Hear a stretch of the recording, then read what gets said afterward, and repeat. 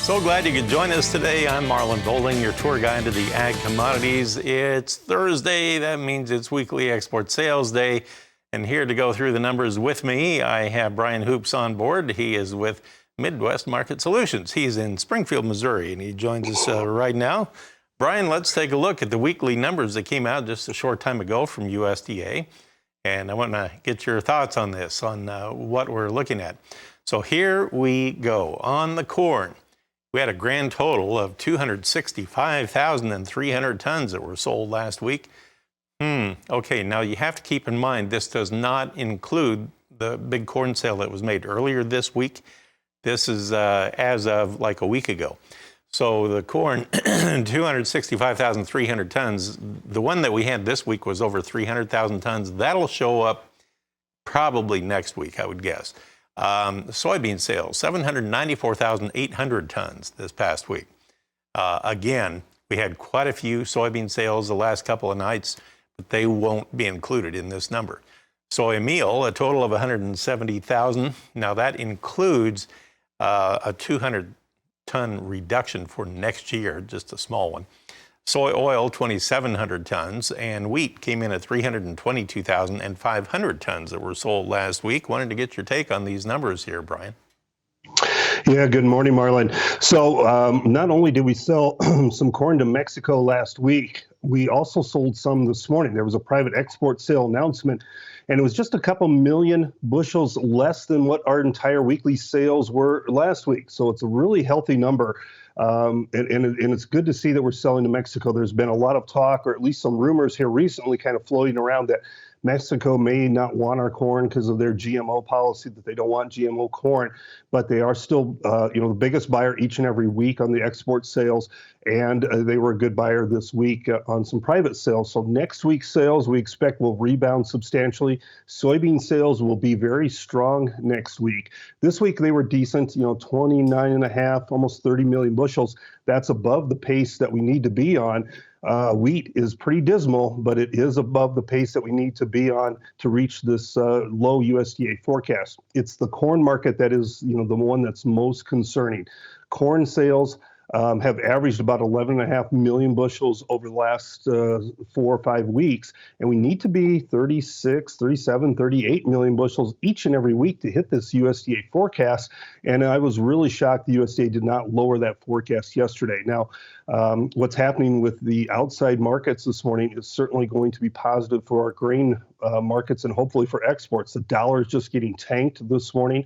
The CPI numbers that came out, not as hot as expected, and that was a real relief. So you've seen a big rally in crude oil, although crude has given back a large portion of it, but the dollar is really getting pushed lower and has an outside day lower, showing some signs that it's breaking its uptrend, which would be ideal, an exact thing that we need for our U.S. commodities to kind of push this export markets further here. The news that came out yesterday with the USDA raising corn and soybean yields slightly really puts pressure on our export markets. Either, we have to start exporting more product, or our ending stocks are going to swell and likely get larger into December and then possibly into the January report as well. Yeah, like you were mentioning, I'll put the U.S. dollar index up here again. After the CPI numbers came out this morning, the December U.S. dollar index futures are currently down 1,620 points. They fell below 109 now. Now we're down to 108.870. And of course, that's still relatively high, but it's well off of its earlier high. The Dow Jones Industrial Average futures are up over 800 points right now in December, 33,328 as it stands. Now, let's see how the grain markets are reacting after we also got the export sales numbers out. Well, the corn is down fractionally this morning, 0.75 cents lower at 663 3/4. Now, that overnight sale that Brian was talking about to Mexico, that news came out after the market had closed for the overnight trade here. On the soybean market, overnight, you had January 2 cents lower at $14.50 per bushel, so kind of quiet there. On our quotes provided by Bar Chart, we have Chicago wheat, December 7 3/4 higher at 8.14 1/4. It's been a pretty rough week so far for the wheat market, gaining back a little bit. In Kansas City, December was up 6 at 9.36, and on the spring wheat market, we had the December contract 6 1/4 higher at 9.44 1/2. We'll talk more with Brian Hoops about our livestock trade in just a moment. Well, we're talking with Brian Hoops, and I did want to point out what the cotton trade did overnight as well. Let's take a quick look over there. On the cotton futures this morning, we are down 36 points on that December contract, and the last trade is 86.14 per pound. Now, we had the beef and pork export sales numbers that came out a little bit ago, Brian. Let's take a look at what they were. And nothing to write home about, apparently. On the beef side, we had a total of 14,400 tons that were sold this past week. And we had pork sales coming in at 11,500 tons. Now, if I remember correctly, Brian, that pork number was way over 40,000 last week, wasn't it not?